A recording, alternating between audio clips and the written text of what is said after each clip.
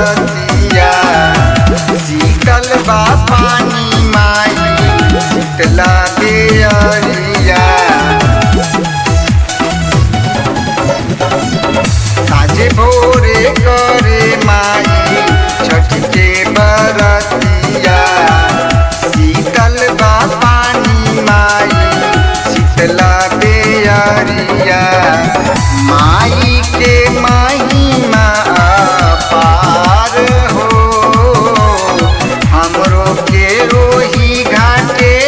ले चलते बेलिया हो माइया बेले जबना घाट हो हमरो के रोही घाटे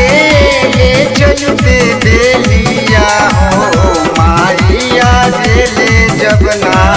घाट हो।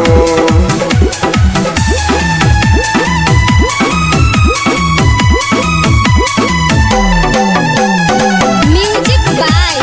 जसवंत कुमार।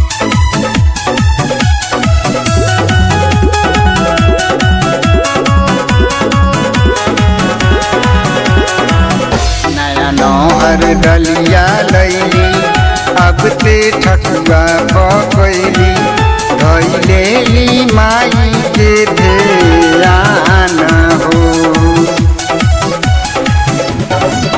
दिनवा आरतिया हो कैली बरतिया हो माई के अरजी तोहार हो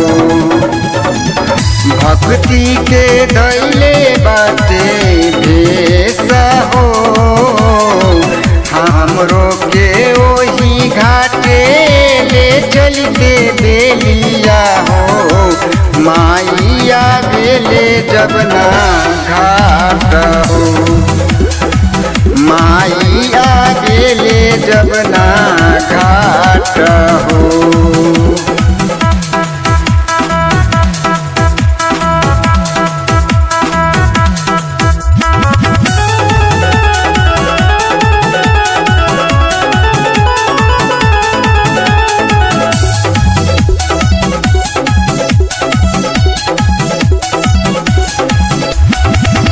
साड़ी पियर की पहनली फूलबा पान लैली माई मिलन के जागल आस हो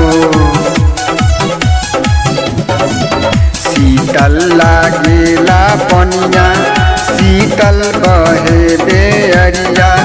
भक्तन के लागेला पियास हो सहलो न जाला अब पियास हो